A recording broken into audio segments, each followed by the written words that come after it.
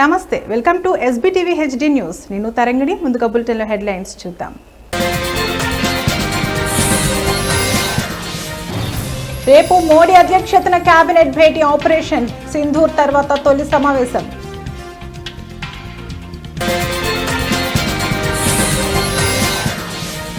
AP liquor scam case నిందితులకు big shock, remand పొడిగించిన court.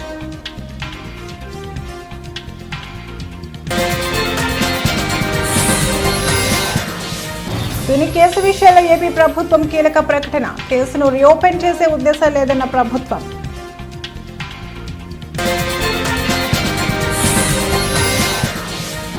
Kamal Haasan కు కర్ణాటక హైకోర్టు వార్నింగ్, కన్నడ భాషపై వ్యాఖ్యలు ఉపసంహరించుకోవాలని సూచన.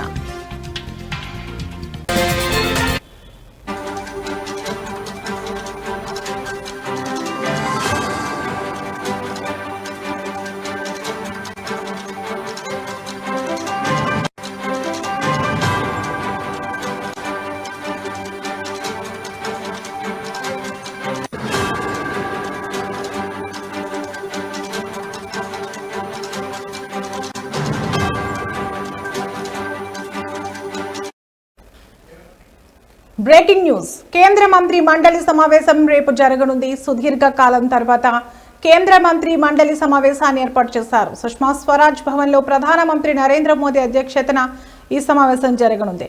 ఎన్డీఏ ప్రభుత్వం 11 ఏళ్ల పాలనను పూర్తి చేసుకున్న నేపథ్యంలో కేంద్ర మంత్రి మండలి సమావేశాన్ని ఏర్పాటు చేసింది. ఈ నెల 9వ తేదీతో ఎన్డీఏ ప్రభుత్వం మూడోసారి అధికారంలోకి వచ్చి సంవత్సర కాలం పూర్తవుతుండటంతో పాటు ఆపరేషన్ సింధూర్ నేపథ్యంలో జరుగుతున్న కేంద్ర మంత్రి మండలి సమావేశానికి ప్రాధాన్యం ఏర్పడింది.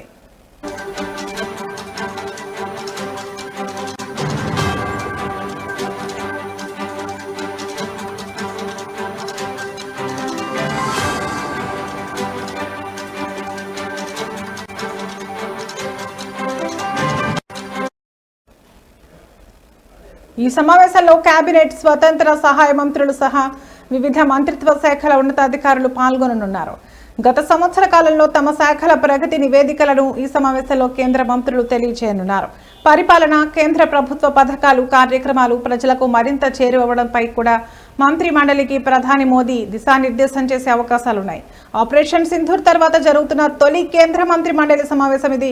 పహల్గామ్ ఉగ్రదాడి, ఆపరేషన్ సింధూర్ కేంద్రంలో ఎన్డీఏ ప్రభుత్వం 11 ఏళ్ల పాలనను పూర్తి చేసుకున్న నేపథ్యంలో ఈ కేంద్ర మంత్రి మండలి సమావేశాన్ని ఏర్పాటు చేశారు.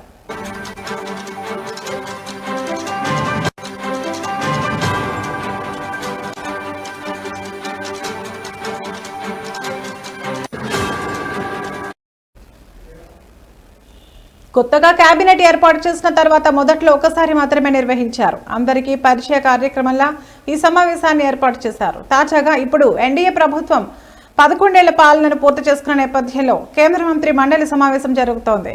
సహజంగా ప్రతి బుధవారం కేంద్ర మంత్రివర్గ సమావేశం జరుగుతుంది. కానీ 4-5 నెలలకు ఒకసారి మాత్రం కేంద్ర మంత్రి మండలి సమావేశం జరుగుతుంది. సుదీర్ఘకాలం తర్వాత జరుగుతున్న ఈ సమావేశానికి ప్రాధాన్యత సంతరించుకుంది.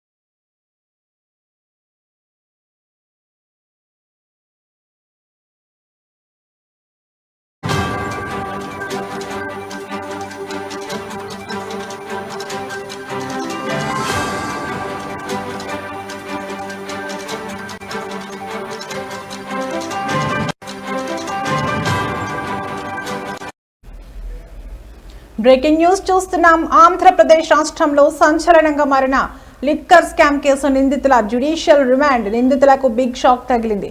నేటితో వారి రిమాండ్ ముగియడంతో ఏసీబీ కోర్టులో హాజరుపరిచారు. ఈ క్రమంలో ఈ నెల 17 వరకు వారి కస్టోడియల్ రిమాండ్ను కోర్టు పొడిగించింది. కోర్టు ఆదేశాలతో జైలు అధికారులు 7 నిందితులను విజయవాడ జిల్లా జైలుకు తరలిస్తున్నారు. వైసీపీ ప్రభుత్వ హయాంలో లిక్కర్ పాలసీలో మార్పులు చేసి వేల కోట్లు అవకతవకలకు పాల్పడ్డారనే ఆరోపణతో కూటమి ప్రభుత్వం సిట్ను ఏర్పాటు చేసింది.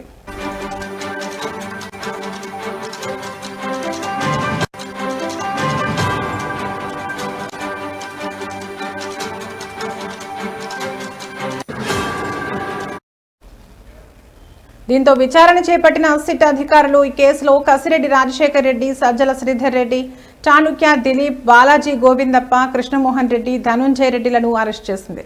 కాగా ఇదే కేసులో మే 20న వారి కస్టడీని కోర్టు పొడిగించగా ఈ రోజు మరోసారి 14 రోజుల పాటు రిమాండ్ను పొడిగించింది. దీంతో 7 నిందితులు ఈ నెల 17 వరకు జైల్లో ఉండనున్నారు.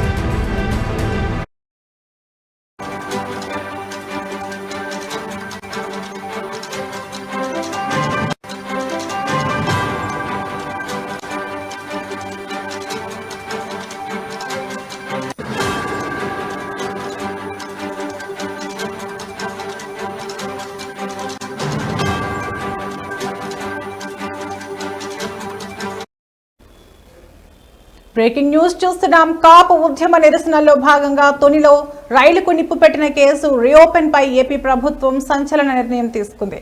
తమకు ఈ కేసును రీఓపెన్ చేసే ఉద్దేశం లేదని, తిరిగి విచారణ చేయాలని హైకోర్టులో పిటిషన్ వేసే ఆలోచన కూడా లేదని ఏపీ ప్రభుత్వం ప్రకటించింది.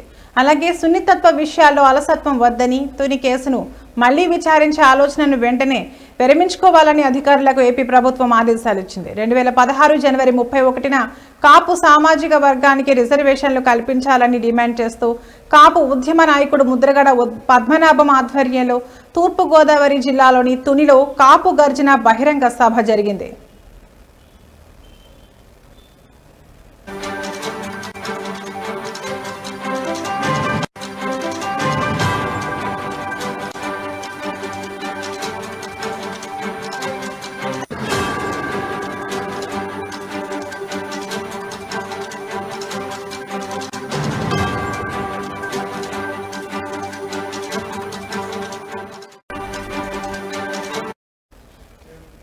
ఈ సందర్భంలో గుర్తు తెలియని వ్యక్తులు తుని రైల్వే స్టేషన్ సమీపంలో రత్నాచల్ ఎక్స్ప్రెస్ రైలును దగ్ధం చేశారు.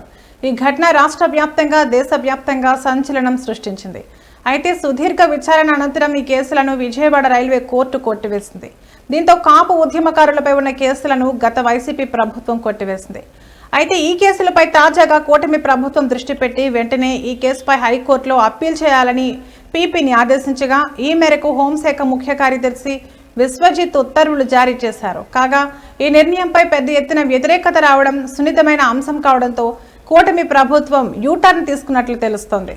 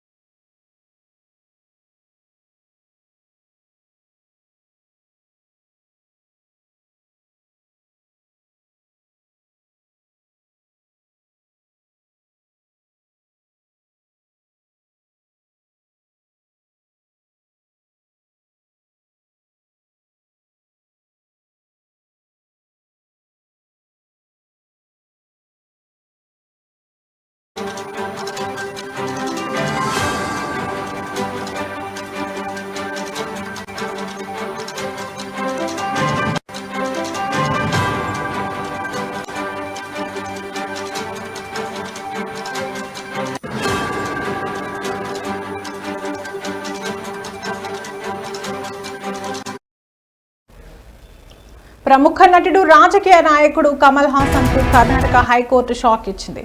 కన్నడ భాష తమిళం నుంచే పుట్టింది అంటూ ఆయన చేసిన వ్యాఖ్యలపై కోర్టు మండిపడింది.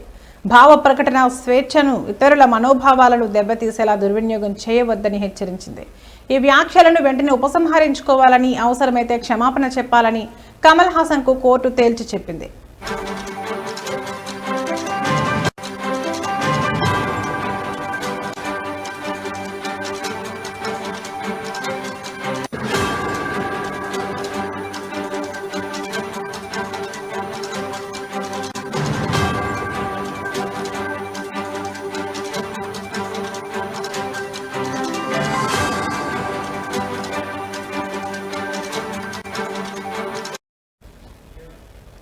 మీరు సామాన్యులు కారు, మీకు వాక్ స్వాతంత్రం ఉంది, కానీ ఇతరుల మనోభావాలను గాయపరిచే హక్కు లేదు.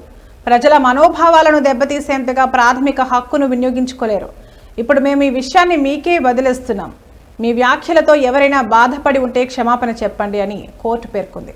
కమల్ హాసన్ కొత్త సినిమా థగ్ లైఫ్ గురువారం విడుదల కానున్న నేపథ్యంలో కర్ణాటక నుంచి కోట్ల రూపాయల ఆదాయం రావచ్చు, కానీ కన్నడ ప్రజలు వద్దనుకుంటే ఆ ఆదాయాన్ని వదులుకోవాల్సి ఉంటుంది అని కోర్టు వ్యాఖ్యానించింది.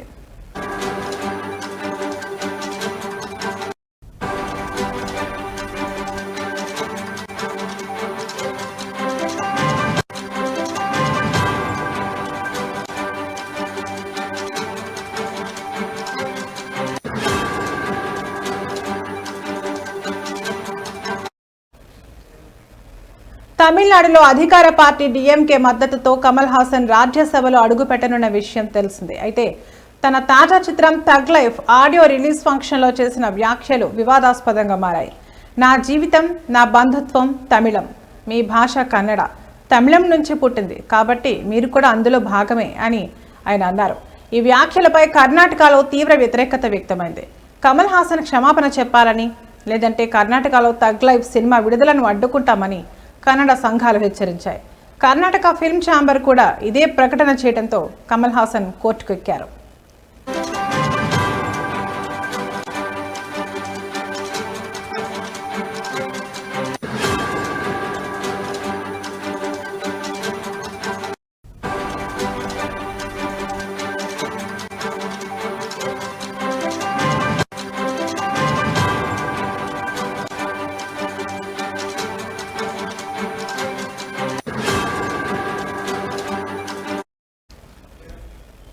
కాగా Kamal Haasan cinema tug life విడుదలను కర్ణాటకలో అడ్డుకోవద్దని కోరుతూ దాఖలైన పిటిషన్పై కోర్టు విచారణ జరిపింది. ఇప్పటికే Karnataka film chamber of commerce KFCC సోమవారం ఈ సినిమా ప్రదర్శనను రాష్ట్రంలో నిషేధించింది.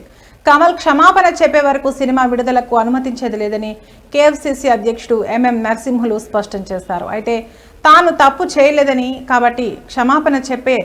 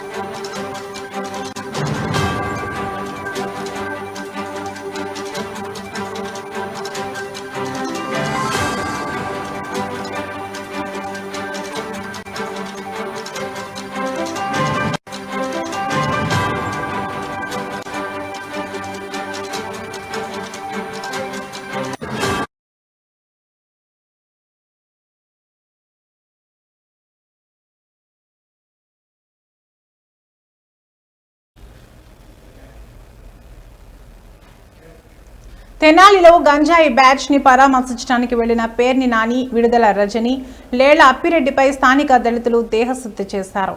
అసాంఘిక శక్తులకు సహకరించడం ఏంటని, వాళ్లు చేసిన అరాచకాలు చాలా ఉన్నాయని, వాటికి మీరు సహకరిస్తారా అంటూ అరుస్తూ వారికి దేహశుద్ధి చేశారు. వైసీపీ కార్యకర్తలు అడ్డుపడటంతో అక్కడి నుంచి పరారయ్యారు.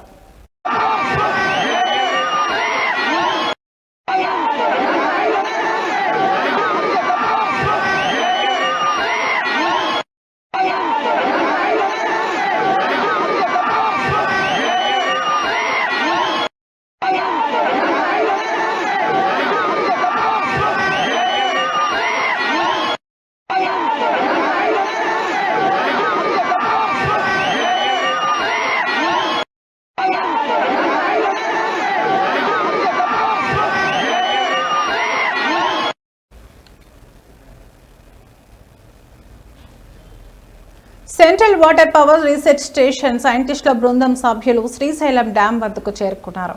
డ్యాం ప్లంజ్ పూల్ పై 3 రోజుల పాటు సర్వే చేయనున్నారు. గత నెల 20న వారు డ్యాం భద్రతకు సంబంధించి పలు అంశాలపై అధ్యయనం చేసిన విషయం తెలిసిందే. మరోసారి పూర్తి స్థాయిలో అధ్యయనం చేయనున్నారు. కాగా శ్రీశైలం జలాశయంలో దిగువన ఉన్న plunge pool concrete, steel cylinder drums భారీ వరద కారణంగా దెబ్బతిన్నాయి.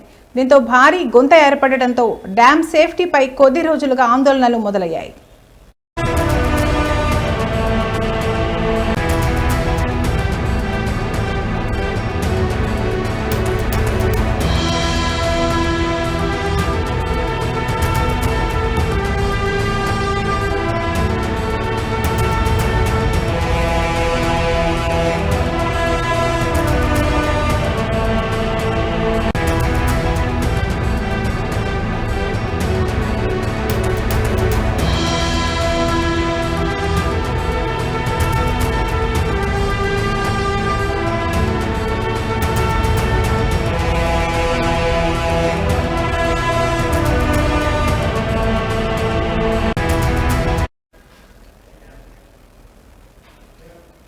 కాంగ్రెస్ ప్రభుత్వ విధానంపై ఎమ్మెల్యే మాధవరం కృష్ణారావు మండిపడ్డారు.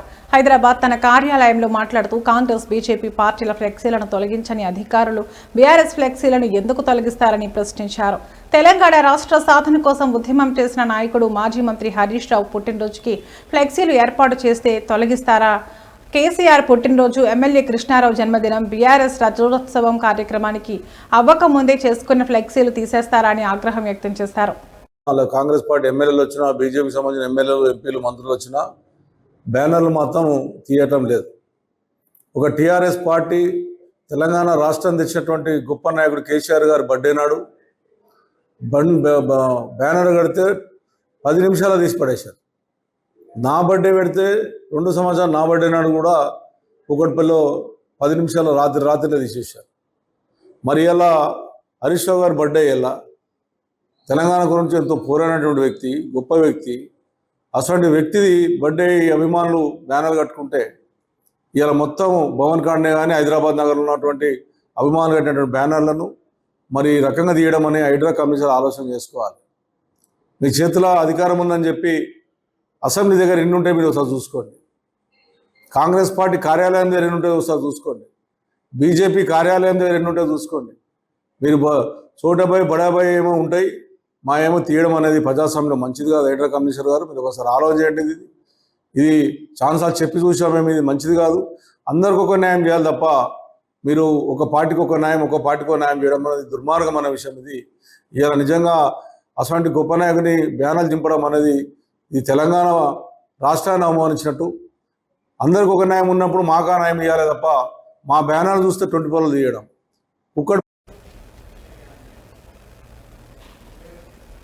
వివాహం అనంతరం ఊరేగింపు నిర్వహిస్తున్న పెళ్లి బృందంపై వైసీపీ నాయకులు దాడి చేసిన సంఘటన కర్నూలు జిల్లా కోసిగి మండలం 3వ వార్డులో చోటు చేసుకుంది.